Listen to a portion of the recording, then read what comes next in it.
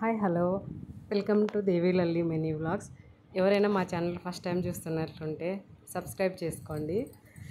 ఇవాళ అయితే కనుక నేను సింపుల్ అండ్ ఈజీగా అయిపోయే ఒక కర్రీ చూపిస్తున్నా. ఆల్మోస్ట్ ఇది మీకు అందరికీ తెలుసు అనుకుంటున్నా, బట్ నేనైతే కనుక కేవలం 15 నిమిషాల్లోనే చేసేసిన ఇది వంట.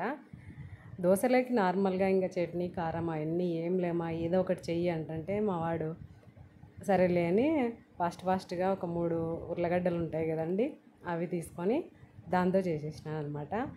నచ్చితే మీరు కూడా ఖచ్చితంగా ట్రై చేయండి, చాలా బాగుంటుంది. ముందుగా అయితే కనుక కొంచెం ఆయిల్ పోసుకొని, ఆయిల్ వేడెక్కిన తర్వాత మనకు కావాల్సిన పోపు దినుసులు వేసుకోండి.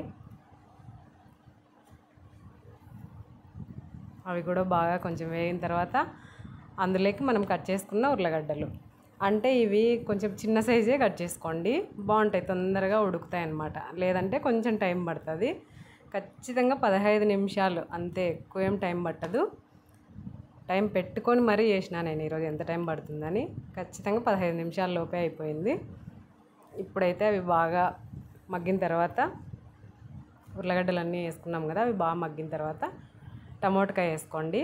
ఒక 2 వేసుకోండి, బాగుంటాయి టమోటాలు కూడా. నేనైతే ఇక్కడ ఉల్లిగడ్డలు వేయలేదు, మీకు నచ్చితే వేసుకోండి. నాకైతే దీంట్లోకి ఇష్టం లేదనమాట ఉల్లిగడ్డలు వేయడం, కొంచెం తీపి వస్తుంది కదా, అందుకు కొంచెం బాగుండదేమో అనిపించి వేయలేదు.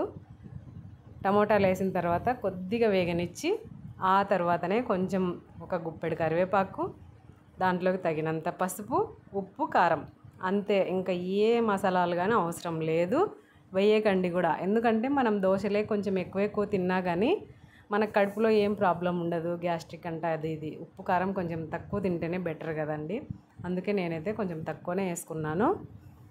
మీకు మీ టేస్ట్కి నచ్చినంత వేసుకోండి.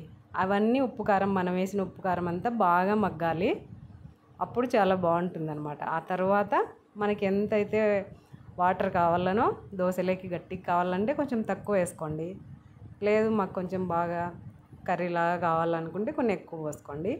అట్లనే మధ్య రకం మంట మీద బాగా మగ్గనివ్వాలన్నమాట. అవి చూడండి ఉడుకుతూనే ఉన్నాయి. ఇంకా ఫైనల్లీ కరెక్ట్గా ఇదంతా వేసిన తర్వాత ఒక 10 నిమిషాల తర్వాత చూశాను, చూడండి ఒక ముక్క పట్టుకొని అట్లా అంటే ఎంత స్మూత్గా అయిపోయిందో, అసలుకి బ్రిగ్గిన చాలా తొందరగా అయిపోయింది అనుకున్నాను. చూడు చాలా బాగుంది. ఇంకా మావాడు ఫాస్ట్గా స్కూల్ టైం అవుతుంది, మా పెట్టు అంటే ఫాస్ట్గా దోశ వేసి ఇచ్చేసిన. చపాతీ అంటే లేట్ అవుతుంది కదా, దోశ పిండి ఉంటే ఇంకా దోశ వేసి ఇచ్చేసినాను అనమాట. వాడైతే ఫాస్ట్గా తినేసి, పాపం స్కూల్ పిల్లలు అంటే ఏం తింటారు చెప్పండి, ఇప్పుడు ఉన్న ఈ జనరేషన్ పిల్లలైతే ఏదో ఒకటి తొందరగా తినల్లా పోల్లా. ఇట్లాంటివి అయితే కొంచెం బాగా ఫాస్ట్గా తింటారనేసి నేను కానీ చేసిస్తుంటాను.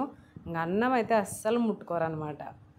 చూడండి ఫైనల్గా అందరూ సింపుల్గా ఈజీగా చేసుకునే కర్రీ రెడీ.